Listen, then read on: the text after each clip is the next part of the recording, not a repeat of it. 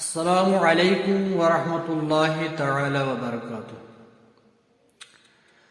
اللہ تعالی کی سب سے بڑی نعمت۔ عن معاویہ رضی اللہ تعالی عنہ قال قال رسول اللہ صلی اللہ تعالی علیہ وسلم من یرید اللہ بہ خیرا یفقہہ فی الدین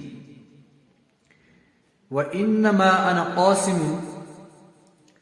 وَاللَّهُ يُعْطِي وَلَن تَزَالَ هَذِهِ الْأُمَّةُ قَائِمَةٌ عَلَى أَمْرِ اللَّهِ لَا يَضُرُّهُمْ مَنْ خَالَفَهُمْ حَتَّى يَأْتِيَ أَمْرُ اللَّهِ۔ بخاری مسلم میں یہ حدیث مبارک آیا ہوا ہے۔ حضرت معاویہ رضی اللہ تعالی عنہ سے روایت ہے، انہوں نے کہا رسول اللہ صلی اللہ تعالی علیہ وسلم نے ارشاد فرمایا،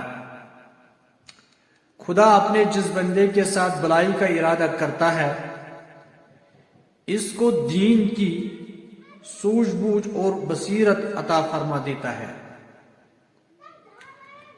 اور فرمایا میں تو صرف تقسیم کرنے والا ہوں، دینے والا تو اللہ تعالیٰ کی مبارک ذات ہے،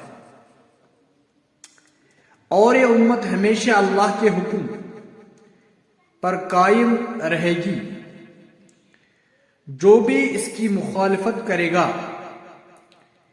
اس سے کوئی نقصان نہ پہنچا سکے گا، یہاں تک کہ امر الہی آ جائے۔